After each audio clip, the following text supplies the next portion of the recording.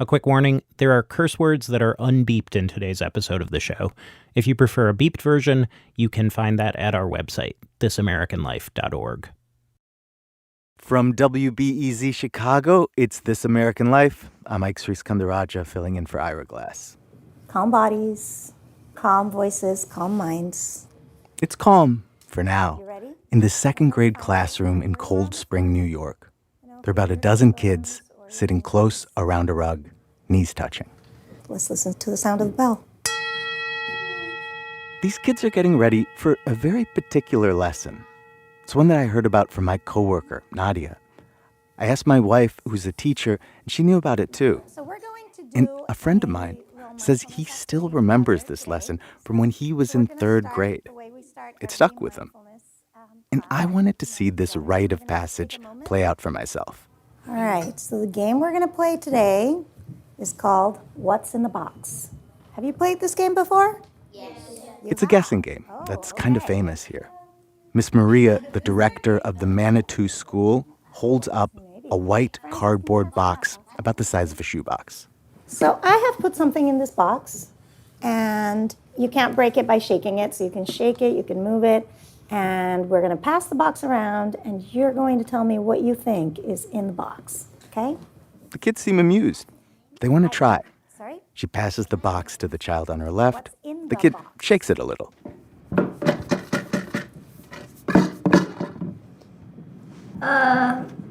Legos.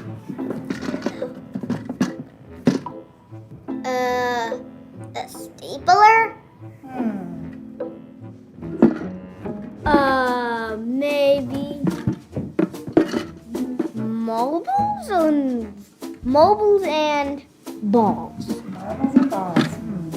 As the box makes it around the 13 students, strategies start to emerge. One thoughtful little girl in purple glasses and snow boots shakes it real hard. That doesn't get her any closer. The next time around, she takes off her own beaded necklace, shakes that close to her ears. Then she closes her eyes and shakes the box.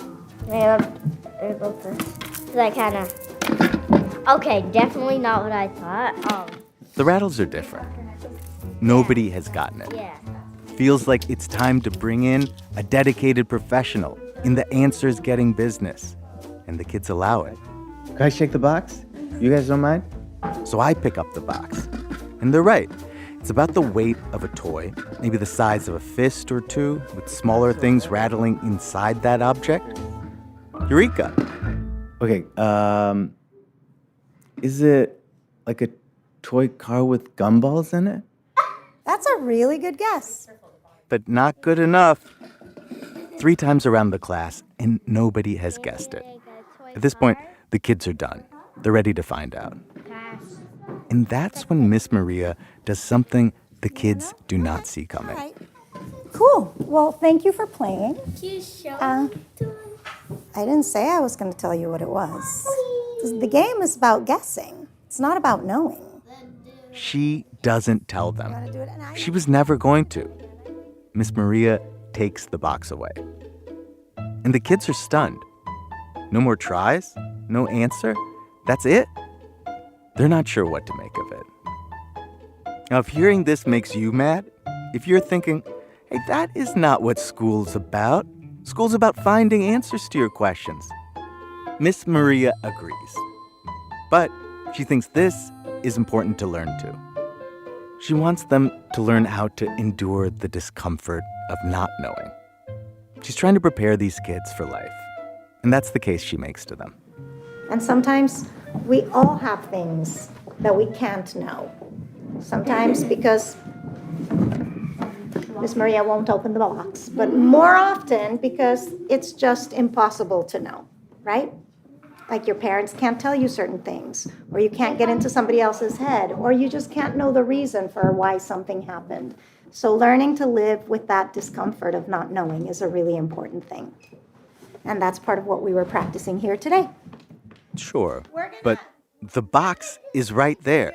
It's just behind Miss Maria on the floor. The answer is inside. Just like all the other answers that powerful forces in our world are withholding from us. These kids and this journalist aren't having it. Miss Maria's worthy lesson is overcome by a much stronger human impulse. The desire to know what's in the box. I want to know what it is. Is it important? What's in the box? Yeah. No, otherwise I'll keep wondering, and I don't like mysteries. Why would you keep wondering? Because I would want to know what it is. Yeah. No, we don't want. We need. Oh, you need to know what it is. We need to know. And I get sick when I'm wondering. You get sick? And I don't like surprises. I'm allergic to wondering. I'm allergic to wondering. What? Miss Maria tries to bring the class back from the brink of anaphylactic shock. They talk about techniques to deal with the discomfort. They stand up and try to shake their body loose of the tension. Do you feel better? No. Having shaken it off like a duck? No? No? We feel better when you open the box. Okay. Apparently, this is not an uncommon reaction. Miss Maria told me years ago she remembers when an entire class worked together to steal the box. The most trustworthy kids told her there was a plumbing emergency in the girls' bathroom, while another classmate snuck into the office, Ocean's 11 style. The heist was foiled, and then the box was moved to a secure location. And just earlier today, Miss Maria was showing some of the teachers the mystery box before class. They made their guesses, and then she caught one of them trying to sneak a peek. The mystery, it can get to you, not only if you're 7, but especially if you're 7.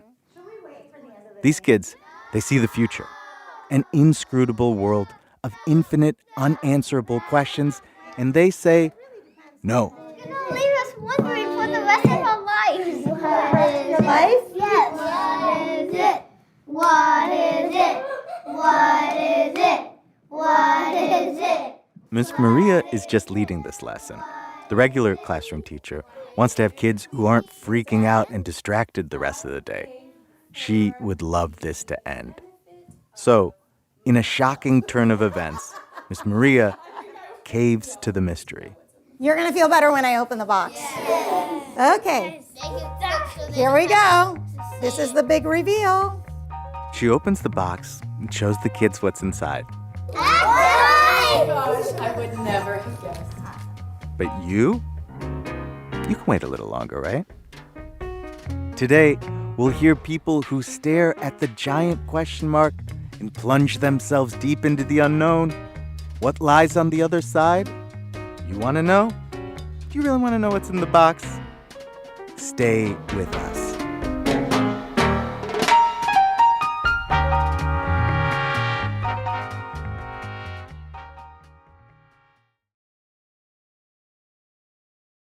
It's This American Life. Today's show, I hate mysteries. Act 1, the master blaster digging up Mount Shasta. That hole is deep 'cause it has to be. A while back, filmmaker Elijah Sullivan decided he was going to get to the bottom of a very strange event that happened in his hometown. Timber workers going through a national forest found an incredibly deep hole in the ground. Nobody could tell who had dug it or why or what they were looking for. Everyone in town had a theory, and some of those theories were really wild. Elijah could not stop thinking about this hole. He'd been working on a documentary about it for about 9 years when someone got in touch with him who claimed to be one of the diggers. Here's Elijah. His name was Brett.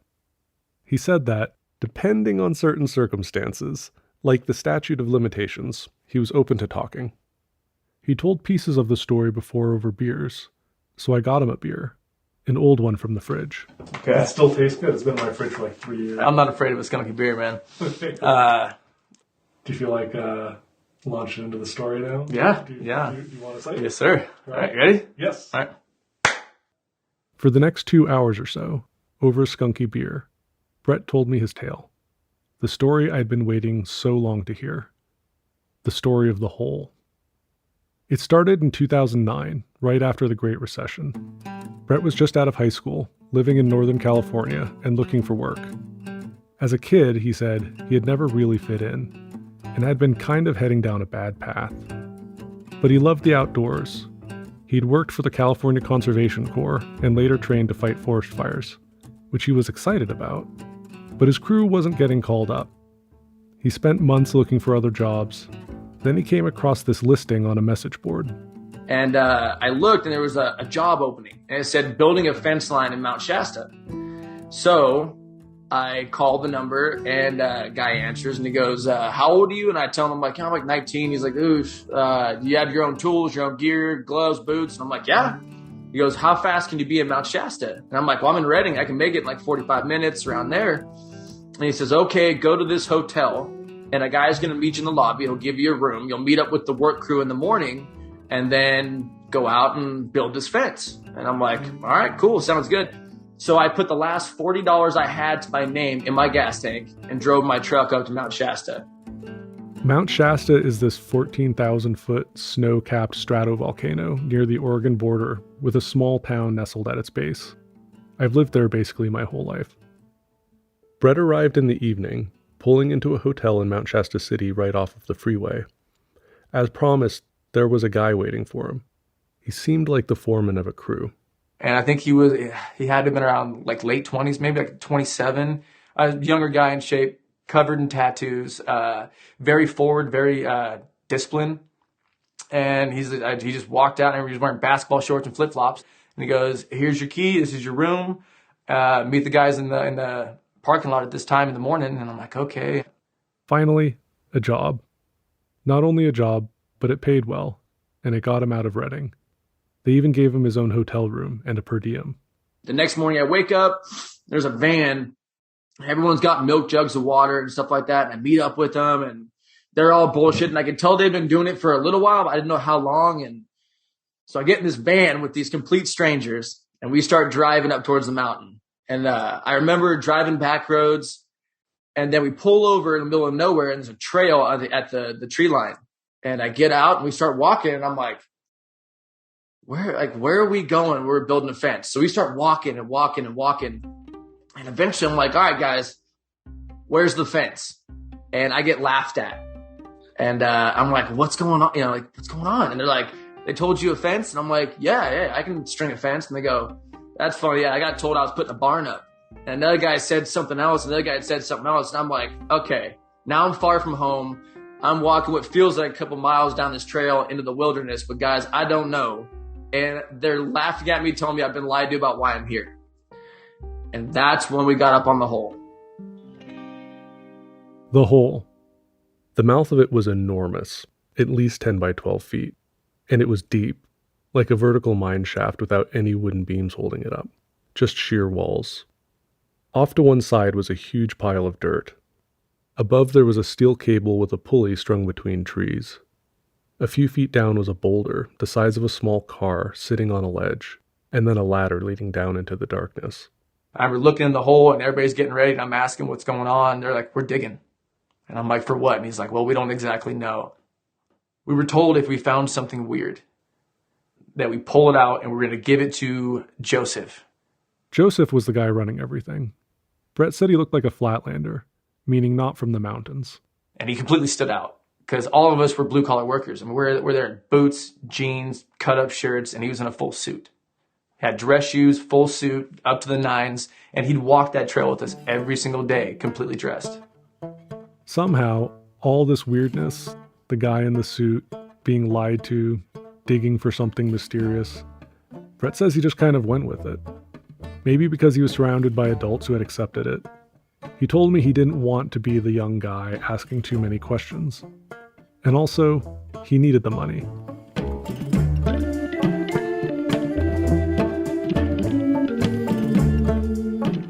Workers disappeared down the hole to work in pairs. They used pickaxes to loosen dirt and fill 5-gallon buckets. Brett was told to stand at the edge of the hole and to hoist the buckets up. A plunge into the hole seemed likely to prove fatal, so Brett tethered himself to a tree just in case. The simplicity of the work was satisfying, even validating. He'd been on trail crews before, so he knew more about this kind of work than most guys. For example, before Brett got there, the crew had run into a boulder in the hole and hadn't known what to do. The main boulder, they had dug around at one point. And I remember asking, why didn't you go through it? And them looking at me kind of weird. And they're like, well, how would we go through it? We've tried. I'm like, well, how'd you try? Well, we brought a battery-powered jackhammer up here. I'm like, how'd you, in the wheelbarrows and carrying? And I'm like, no. You drill into it using leaves and feathers, and you split the rock in multiple sections, and it'll break. And once like his eyes lit up, I was like, okay, this young kid might know a few things. Anytime anyone had an idea to improve their digging operation, Joseph, the guy in the suit running things, would head down the trail back into town for supplies. He had a credit card, which Brett called the magic card. Joseph was like, I've been given this card. Whatever we need to make this happen, I will swipe it. And he was swiping that card. And infinite money to make this happen. Brett quickly fell into a routine. He would ride up the mountain every morning, tie himself to the tree, pull buckets all day, then go back to his hotel. The others would go to the bar or to get food, and Brett would just go to the gas station or back to his room. Then they would start again in the morning, week after week. With every bucket he pulled, he watched the hole get deeper. One day, it was finally Brett's turn to work in the hole. They kept that shaft very square. I mean, you could look up at the top of the hole and see the iron veins. When the sun would come over the top, it was beautiful. When the sun would come over and the light would shine into the hole, you could see iron veins all the way down the sides. Maybe the adventure made it easier not to think about the bigger questions, like what they were doing there. Speaking up might have meant going back to Reading. At least he was outside. Like, nature's my thing. I'm peaceful, I'm calm, I'm happy. And maybe that was how I justified part of it. You know, it was good for me to be up on that mountain every day. And maybe that's what, it wasn't just being naive, it was overlooking circumstances because I was out there every day.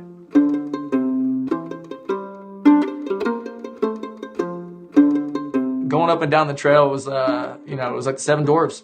We're laughing, tools over our shoulders, jugs of water. You know, they had milk jugs. I had this little smart water bottle that I'd carry with me. And laughing. It was constant. Like, somebody would say something down the line, you'd be walking and turn your head back and, get back in the conversation, get up there. And I started making friends a little bit with people. There's a couple guys in the crew that were cool to me, kind of took me under the wing, cooler, older guys. And for me at that time, like, trying to find my place in the world, and like a bunch of older guys being like, this kid's the kid. And I was like, I'm in, let's do it. That praise at that time in my life went a long ways for me, So that smoothed over the edges quite a bit in the beginning, but it didn't last forever. As the summer wore on, the adventure wore off. The deeper they went, the harder it was to dig. Sometimes the hole would fill up with bees. As it got deeper, they had to add things to reach the bottom. There was a rope to get into the hole, then a chain leading to 2 ladders tied together. Brett occasionally would help with the digging, but mostly he was above ground, pulling the buckets up, which meant he had a bunch of time to be around Joseph. I had a feeling that Joseph was not the one calling the shots. He was the representative for somebody. And I would ask questions a little bit on who was running this, and very circular conversation. Was not getting a lot of answers.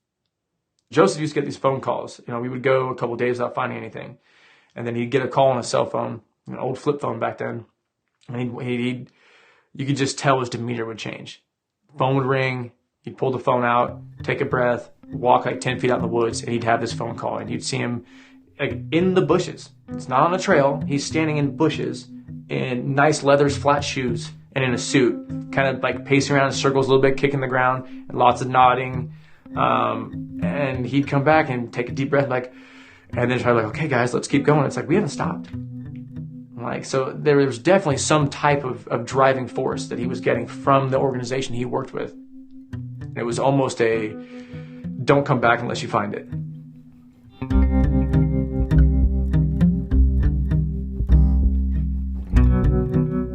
And we started getting worried, especially when we knew how important this thing that we didn't know what it was to them, that what happens when we find it? When the older guys started getting scared, that's when it started coming out in me, because there was moments where Joseph wasn't necessarily totally with us walking up the trail, and that's when we started having these conversations. There had been so much time to think, to imagine where this was going, what they were doing, why they were doing it. Brett wondered if the people funding it had some mining license that was about to expire. That would explain why they were in a rush, but not all the other weirdness. Like whatever we're doing is shady, at least. I don't even know if the word illegal was thrown around, but this is shady. And that's when I found out a couple of guys were like, look, I'm going to bring a gun up with me. I remember one of them was like, dude, if we find it, what if they kick us in the hole? I'm standing next to that hole all day long. There's already guys in it. There's a gigantic boulder on the edge. I think it was a chain was holding it in place maybe. All of us were in the hole, around the hole. It would have been very easy to push us in. Brett started to think about bailing. I asked Brett why he hadn't before. Part of it was that he just wanted to know what they were digging for, the answer to the mystery. Now he wasn't so sure he wanted to know. Anytime they found anything that might be something, it was carefully inspected by a guy named Koki. Brett said Koki was an old Navy vet, more of a blue-collar guy like the other workers, and reminded Brett of his grandfather. Everything they found in the hole went to Koki, and at some point, they started finding these rocks. Kind of sizable, maybe twice as big as a basketball, and they all looked similar. Koki would crack them open. They weren't allowed to look. And then towards the end, it was like we were finding more of it. And then I can't remember if it was mostly one day where we pulled a bunch out. But I just remember pulling buckets and hearing dudes yell. And then trying to get them out, handing them off. They get pulled over that little platform built up by the dirt we had pulled out. And Koki had turned his back to us. We kind of looked away. He split a couple of them. Brett says, for the first time, Joseph and Koki's faces lit up. And I think they sent us home. And we never called it early. Brett went back to his hotel. What just happened? I thought I was coming back the next day. I just was like, if we found what they're looking for, why are we leaving it? So that's why I went back to my hotel room, like laying in bed, really like what's going on? Like if I got myself into something, and that's when I got the phone call in the middle of the night. It was the crew lead. He said he would give Brett $200 to drive up the mountain with him and gather all the rocks they had found in the hole, just the two of them, right now. Brett agreed. He told me it was stupid of him to go, but he thought, let's get this done, and then the job will be over with. We loaded up my truck and went up the mountain in the middle of the night. It would have been around midnight. Parked my truck at the bottom. We busted out one Rubbermaid trash can. And he looked at me and he's like, this is what we're going to do. We're going to put this trash can in between us. We're going to take our belts off. And we're going to loop it through the handles. And each one of us is going to put our belt on our shoulder. And we'll take as many down as we can. We hiked up there and that's what we did. We went to the pile of rocks that were ranging from like here to about here. And we put as many in there as we could. And we do the shoulder test. Pick it up. We can get it off the ground. And if we could, it was like, all right, buddy, let's go. And we went down the trail. Loaded my truck. Came back up. Did it again. Over and over and over again. Aching. And we kept a pace. And we made lap after lap. I mean, just bleeding sweat coming down that mountain. And by the time we were done, my back of my truck was full. I had an old 89 Chevy. And I flattened my leaves. And I blew out my brakes on the way down. I barely made it down that mountain without losing control at the bottom. The two of them drove the rocks to a rental storage place. Joseph was there waiting. So was a U-Haul truck. Then it was really solidified that this is done. Because when they cracked the back and I saw they had wooden framed the inside for one little cradle for each rock. And they were ready to go. Like I don't remember the drivers getting out. I don't know who was driving them. And we picked those rocks up, we put them in there, and Joseph shook my hand and he was happy. He was happy. Stress was off. Whatever stress was on him, he had accomplished it. And then I either overheard or he told me that they're going to Florida. And they left. Brett didn't realize until an hour or two later that they hadn't paid him the $200.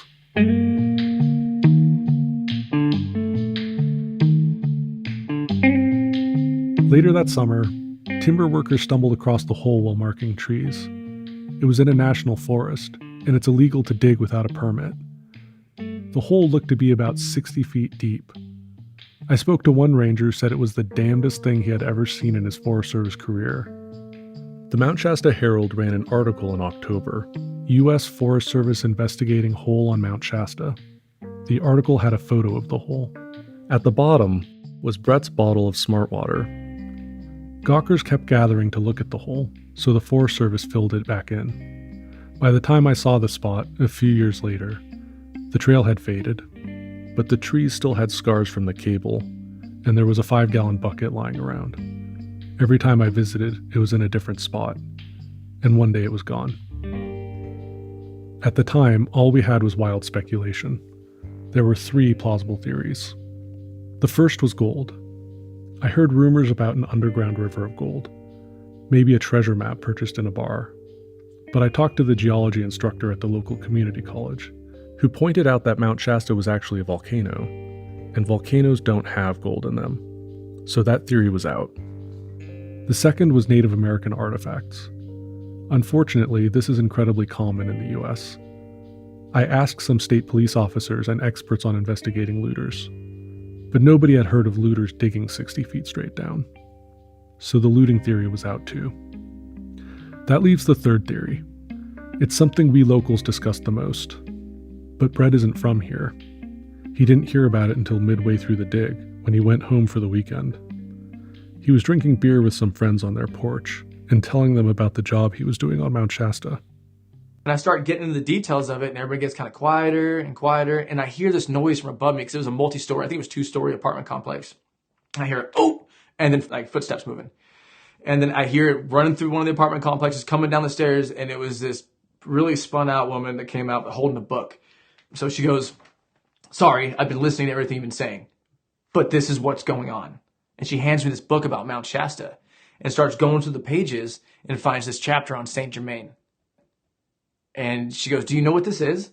And I'm like, no. And she's like, okay. And I started reading it. And that's when it clicked. The Count of Saint Germain was a real historical figure from the 1700s. Some people believed he was immortal. An American mining engineer named Guy Ballard claimed he met Saint Germain in 1930, here on the mountain. Ballard said he was hiking, and Saint Germain appeared multiple times, once offering him a crystal cup filled with a clear, sparkling liquid.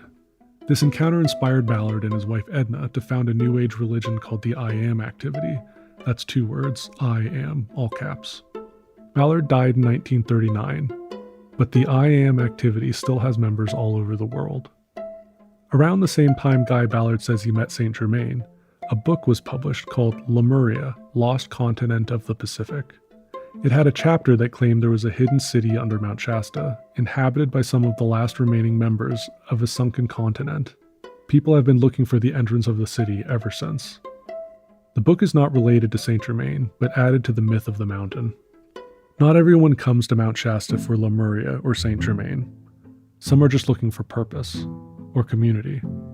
My parents were seekers. They moved us to Mount Shasta from Massachusetts when I was 6.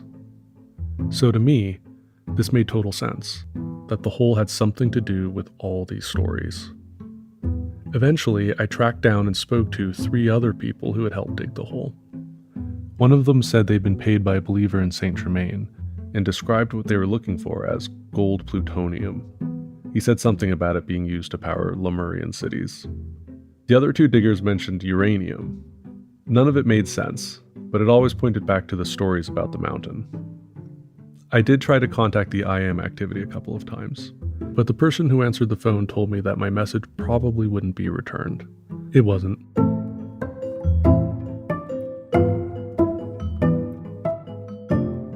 After that last scary night on the mountain, Brett drove straight home to his mom's in Reading.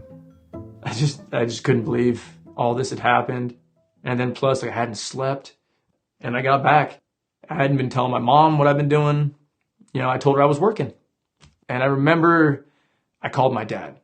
My mom is a sweetheart, and she's always been the one that's let me run a little crazy, but has been like my stone. And my dad is a lot like me.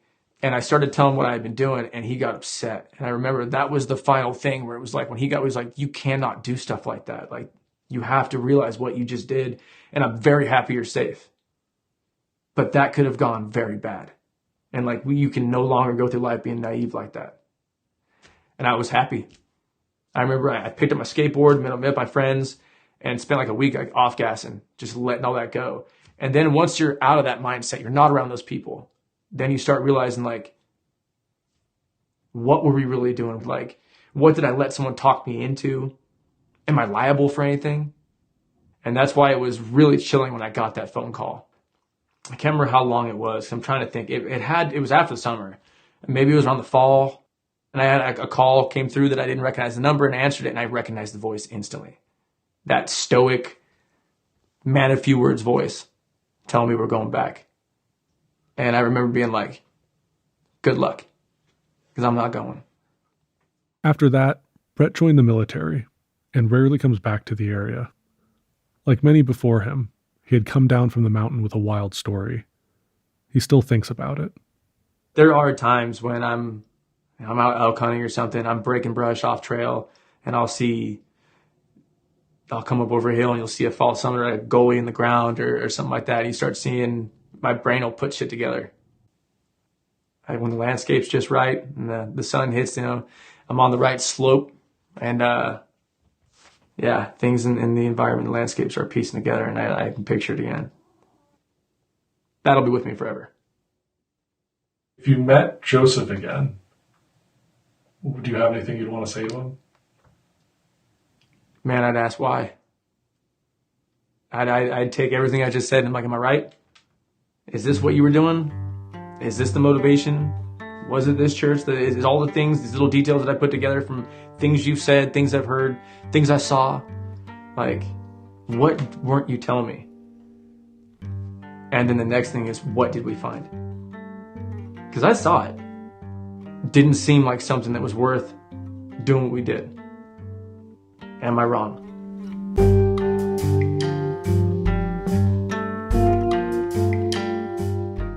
I wondered about those things too. A strange final footnote to this story is that the Forest Service did find the person they think is responsible for the hole.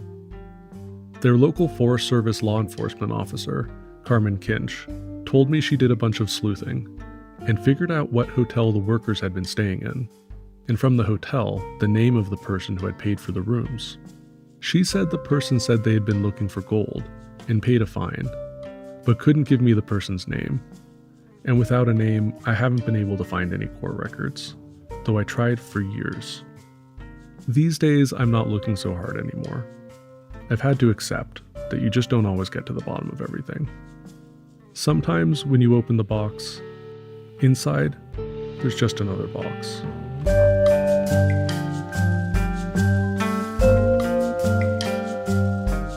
Elijah Sullivan. His documentary is called The Whole Story.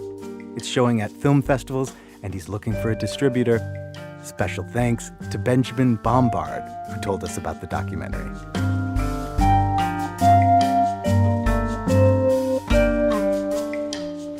When we were putting together today's show, we heard from lots of people who have mysteries in their lives that they can't get out of their head.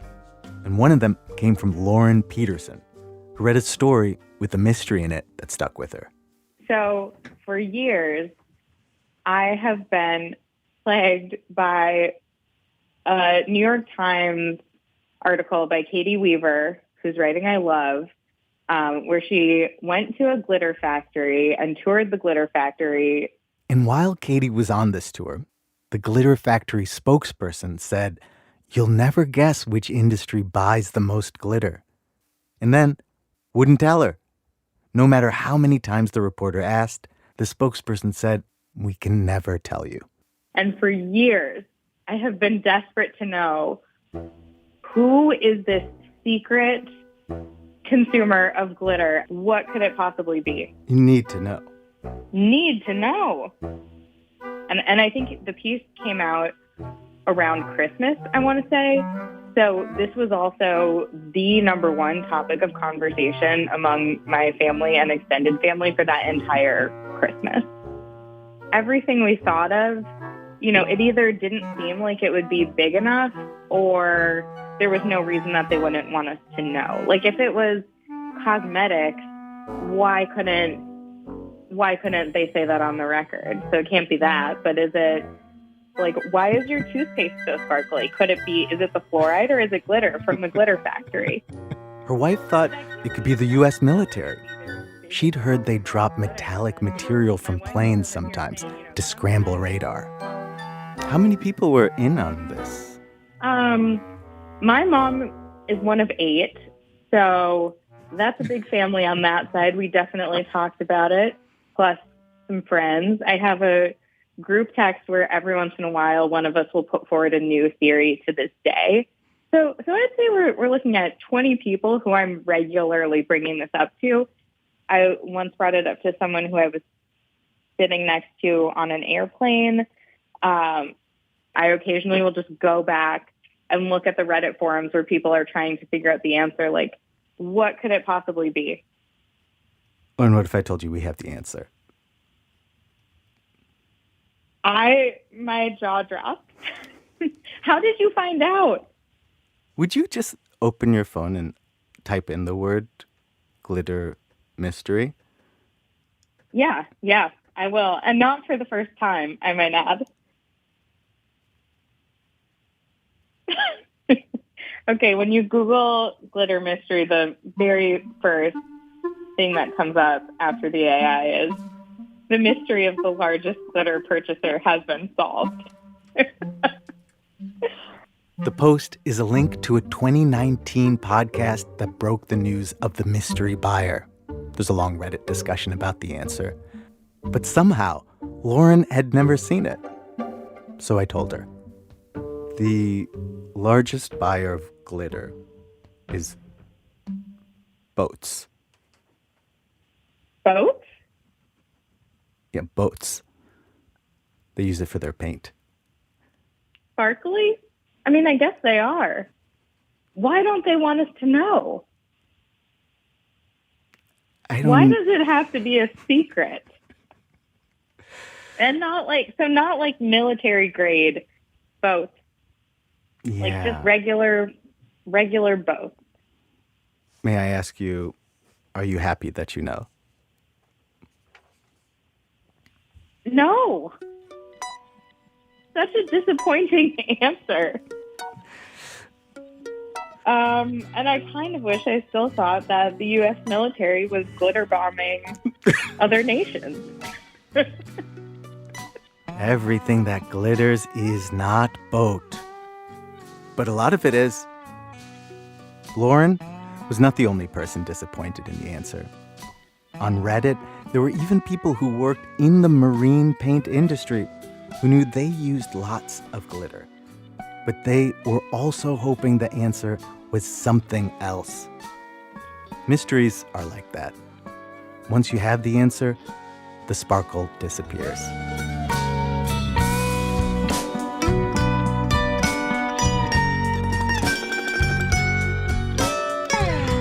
The biggest glitter buyer was originally uncovered by the podcast Endless Thread. We reached out to GlitterX, the company profiled in the New York Times story. They declined to confirm if their biggest buyer is boats. They are still committed to the mystery. Coming up, did we just become best friends? Or am I being kidnapped? That's in a minute from Chicago Public Radio when our program continues. It's This American Life. I'm Ike Sriskandarajah, sitting in for Ira Glass. Today, I hate mysteries. Stories of people grappling with the unknown that's right in front of them. Act 2, who are the people in your neighborhood? The mystery that I want solved most urgently right now is what happens when the full force of the federal government arrives on my block. I happen to live in a neighborhood in New York City that is half foreign-born. Given the national tour of Border Patrol, ICE, and sometimes the National Guard, it seems like they could come here. They just closed their operation late last week in Chicago, Operation Midway Blitz. According to DHS, they arrested 5,000 people in the Chicago area. Immigration arrests didn't stop after that. They're just not at the rate they've been at in the past 2 months. We can get some sense from videos on the news and social media about what happened in Chicago. People dragged out of cars, chased into daycares, neighborhoods tear-gassed. But what is it really like to live in a neighborhood like that, day to day? So we called one of our former colleagues, Michelle Navarro. She grew up on the southwest side of Chicago, a Mexican part of town, and she still lives there. Here's Michelle. She changed some of the names in this story. I've been getting this question a lot. Friends from out of state have been hitting me up, asking me, "Are you good?" They want to know what it's like here. They want to know if the videos and the things they've read are how it's actually playing out. I haven't known what to say. I had to go back through my phone to know what just happened, because it's been hard to remember. I've been scrolling back through my text messages, through the half sentences I wrote in my notes app, the videos I saved on my phone. I need them to remember my own life, because I don't even know. They launched Operation Midway Blitz in early September. That is when they started to bounce between neighborhoods. Back of the Yards, Brighton Park, Gage Park, Little Village, Pilsen, Little Village, and Back of the Yards again. In little over a week, more than 500 people were detained. It was a free-for-all, a purge. There's no other way to describe it. And when they take people, they vanish. They're out as a family at Millennium Park on a Sunday. They're waiting for the bus, taking the trash out, selling tamales. Then, men in ski masks and mismatched tactical gear appear. And then, they're gone. My phone is like a catalog, an archive of how we tried to keep living our lives. This is what I found. Scrolling back to the early days, to when they started grabbing people from the street, there's a text confirming my nail appointment at Jessica's Nail Spa. Wednesday, September 17th, 2025, 5:30 p.m. See you soon, Michelle Navarro. I remember that day. That weekend, I was hosting a party for my roommate's birthday. I'm used to being welcomed to the nail salon with laughter and loud Spanish love ballads. I'm a regular. They usually tease me. Let me guess. Red, square tip? But this time, when I approached the salon and I pulled on the door to find it locked, I watched their heads lift in unison. I saw relief when they realized it was just me. I know all the women who work here. We usually ask each other about work, about boyfriends, about family. This time we didn't. We waited, as we always do now, to see who was going to bring it up first. It was them. They tell me they think about it all day. They heard ICE was spotted in the Marshall's parking lot that morning, about a block over, where they often leave their cars. It's where they must walk to after work. I asked my nail tech, Sara, about her daughter and her son, in hopes of something lighter. She begins to tell me a story about her son's elementary school. She says that during class, kids could hear the screams of someone being taken right outside of the school building. The school administration later wrote to those parents that someone, not connected to the school, was detained outside by federal agents. They reassured parents that students would be safe in class and that parents would be safe at drop-off and pickup. But the next day, out of about 30 kids in her son's class, only 3 showed up. She stops filing my nails. She looks up at me. What do you think I should do? Should I send them to school? For that moment, I imagine she's my mother, that I'm her 8-year-old son, seeing masked, militarized men taking her away. I tell her, if you're scared, don't take them. The following morning, while I'm getting ready for work, I wonder if she's dressing her children for school, or if she plans to take my unqualified advice. It's all I can think of for the rest of the day. The most surprising thing about masked men running around your neighborhood and terrorizing your people is realizing that the world doesn't stop. You still have to clock in for your job. You still need groceries. You still have to make small talk.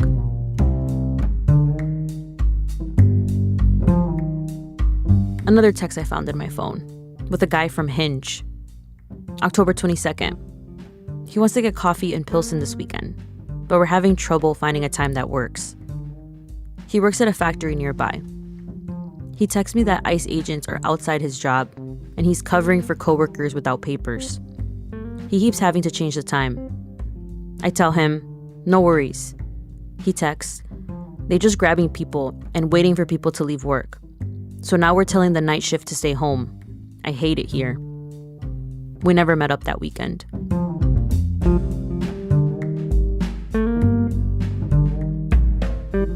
Everyone is talking about rules, but there doesn't seem to be any.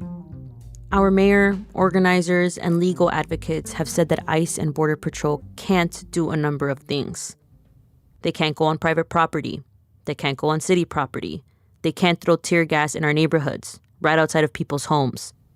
But they continue to do so. 4 days after the start of this operation, they shoot and kill a man in Franklin Park. Not long after, just 2 miles from where I live, they shoot a woman 5 times.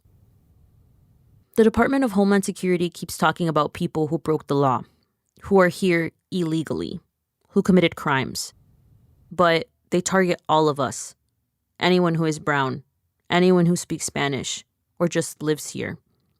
If you get picked up, you could spend a day or a week in detention. So we can't let people outside by themselves anymore. Even those of us with papers, with legal status, are on high alert. They roll up on us in parking lots, on people's front yards, outside of schools, and ask, "Are you from here? Are you from here?"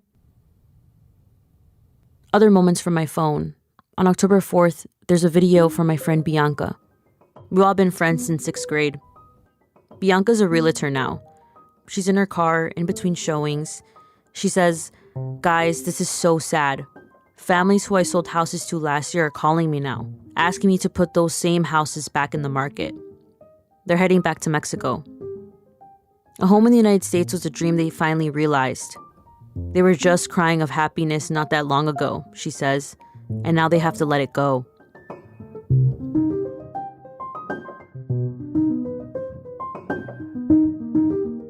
October 25th. An invite to Gabby's annual Halloween party. She called it a Halloween to remember. After a few hours into the party, I look around and ask where Yasmin is. Gabby looks at me. Yasmin can't come out right now. Oh shit. I forgot. She's undocumented. I felt so stupid. I felt so careless. Before the end of the party, Gabby makes sure each guest leaves with a goodie bag, which contains 2 pieces of chocolate, Skittles, a whistle you can wear around your neck, and a small home-printed booklet instructing you on what to do when you spot ICE. Form a crowd. Stay loud, the cover says. Code 1. ICE nearby. Blow in a broken rhythm. Pre. This alerts the community that ICE agents are in the area. Code Red. Blow in a continuous steady rhythm when ICE is detaining someone. The last page reads, "Protect each other. Always." Happy Halloween, I guess.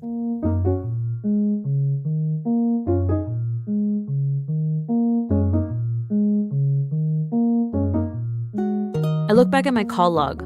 There's a list of calls in quick succession one day at 1:26 p.m. to my mom and then to her neighbors. I remember exactly what these calls are. I'd seen a post that ICE was 2 blocks away from my parents' house. I called my mom. "I know," she said. "There was nonstop honking about 20 minutes ago. That's a thing now. People honking to alert everyone that ICE is right here. And cars follow behind them until they can't." "Where's Dad?" I asked. "He's working."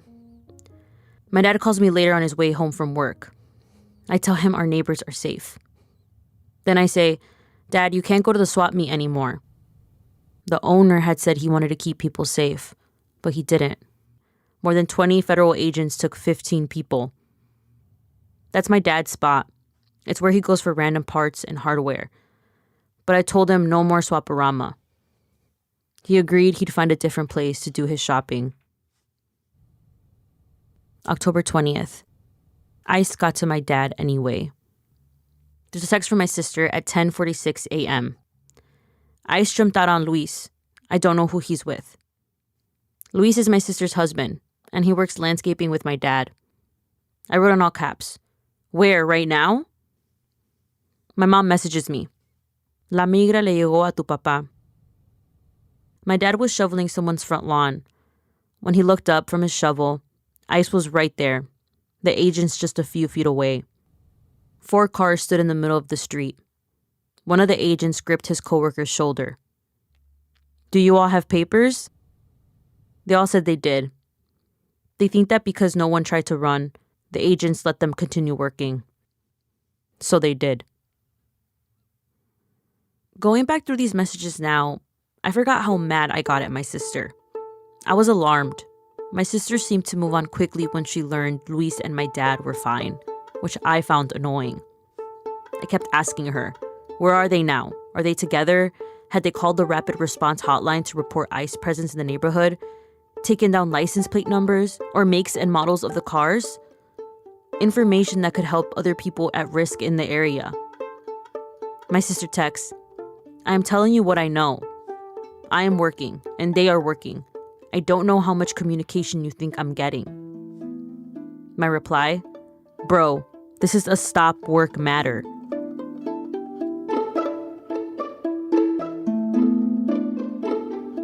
Five weeks into the operation, I saw a cheap flight out of Chicago to New York. I decided to take it, get away for a few days. Part of me felt guilty for leaving. Part of me felt like I should take the chance before it got worse. I spent the weekend with my friends in their living rooms, going on walks, to dinner. Nothing about their lives had changed. It was unsettling. I told them how my body tenses up now when I hear a long car horn, how I look into car windows for masked agents, and that when we get a community alert reporting ICE on our phones, we think of every person we know who lives or works around there, how we text and call immediately, or show up, worried that the other person won't be there. I told them that I wasn't a special case, that this is what everyone I know feels. Outside of Chicago, it was easier to answer the question, what it's like there. From outside, I could see how much we've adapted, how different everything is now, how extreme things have gotten. It's what I could see going back through my phone, that this thing has bled into every single corner of our daily lives. Our commutes, our jobs, our families, our dates and parties, and every single conversation. One last moment I found going through my phone. A text from my relative. She wanted me to know that ICE was at the corner by the pizzeria where our cousin works. My cousin is the last one in my family who hasn't gotten his papers. I jumped off the train and took one going the other way. I ran down the street. If ICE was here, then I had just missed them. My cousin had recently told his mom, my aunt, that if they ever came in and took him, it'd be all right with him. I'm not running, he'd said. Don't say that, she responded. She was upset that he had brought it up. My mother is upset by this too. She told me the story over the phone. Let him have his peace, I told her. Perhaps he was just trying to prepare his mother and himself for something he couldn't control. Let him have that. I stood outside the pizzeria that day, catching my breath.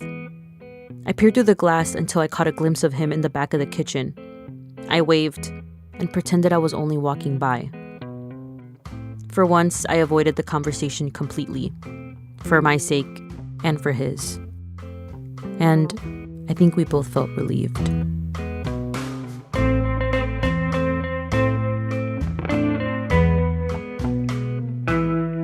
That story was from Michelle Navarro. She's a writer and a producer on CityCast Chicago, a daily news podcast. It was edited by Hannah Jaffe-Wald.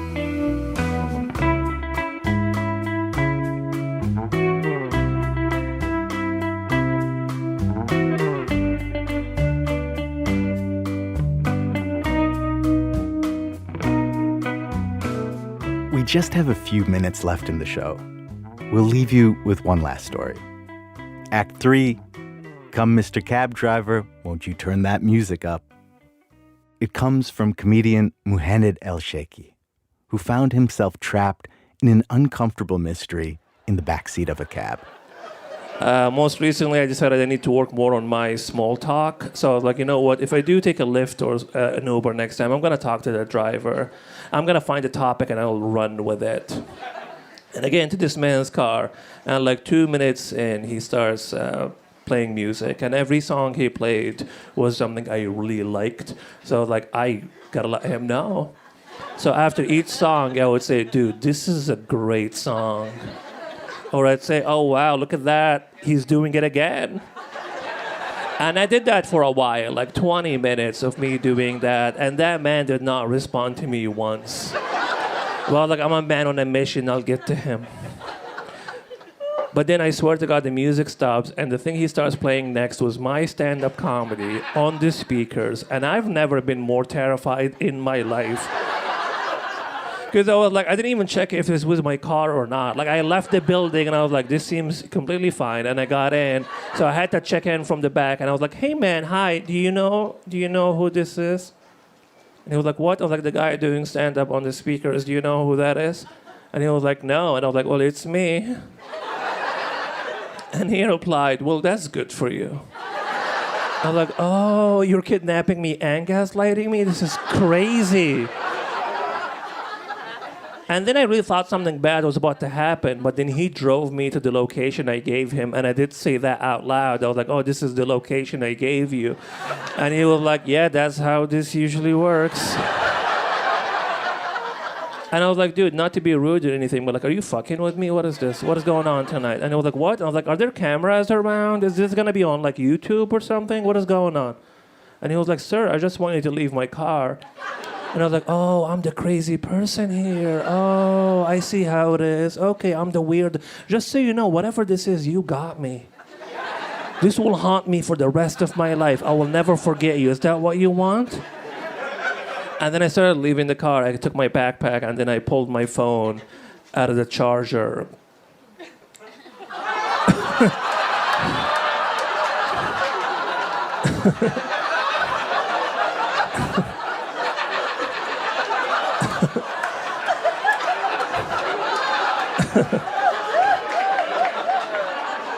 Which, you know, as some of you know, doubles as an aux cord sometimes. So it's been my phone connected to the speakers this whole time. And now there's a guy in New York City who thinks I'm an absolute psychopath. Because what happened was I got into this man's car, this stranger's car, and I played my own music for 20 minutes. And then after each song that I played, I said, what a great song, man. Oh, look at that. He's doing it again. And then I played my own stand-up. And then I said, hey, man, excuse me, do you recognize the voice? Yes, your boy right here. It is me. You're getting a good deal here, I'll tell you that. People usually pay to hear this voice. You're getting this for free? Are there cameras around? Is this going to be on YouTube where it belongs? I surely hope so. I have not talked to people since, so like, I think this is it for me. You guys have been an amazing crowd. Thank you so much. Have a good night. Muhannad El-Sheikhy is currently on tour. To see where he's performing next, check out his website, muhannadelsheikhy.com. I gotta know, just a little boy, I gotta know why it moves me so. When you touch me with your hand, I get a feeling up and down my spine. Tell me, baby, that I can't seem to understand. Someone help me, please. I'm in misery. I gotta know. Well, this episode was produced by me. The other people who helped put together today's show include Fia Benin, Michael Kamete, Emmanuel Jochi, Suzanne Gaber, Sophie Gill, Tobin Lowe, Miki Meek, Catherine Raimondo, Stowe Nelson, Nadia Raymond, Marisa Robertson-Texter, Anthony Roman, Ryan Rummery, Francis Swanson, Christopher Swatala, Lily Sullivan, Julie Whitaker, and Diane Wu. Our managing editor, Sarah Abdurrahman, our senior editor, David Kestenbaum, and our executive editor is Emmanuel Berry. Special thanks to Mark Fleming, Maria Roman Garcia, Belle Woods, Jen Tonks, Maria Stein-Marison, Aaron Mahalitz, and the second graders at Manitou School. Our website, thisamericanlife.org. Please consider supporting the show as a This American Life partner. You'll get bonus episodes. I did one. Ad-free listening, and more. To join, go to thisamericanlife.org/lifepartners. That link is also in the show notes. Our episode, The Hand That Rocks the Gavel, was just selected by Apple as one of the best podcast episodes of 2025. That episode is all about immigration judges who almost never speak to the press. If you missed it, check it out. It was released September 21st. This American Life is delivered to public radio stations by PRX, the Public Radio Exchange. Ira is out this week, but ever since I told him about the mystery box, he's been leaving me voice messages. What is it? What is it? What is it? And to reward you all for enduring the mystery, we have a special guest to announce the contents of the box. Mr. Tori Malatia, will you tell the people what's in the box? What's in the box? Your mama. It's a bottle of Advil. I'm Ike Sriskandaraja. Ira Glass will be back next week with more stories of This American Life. My heart's in pain, can't do a doggone thing.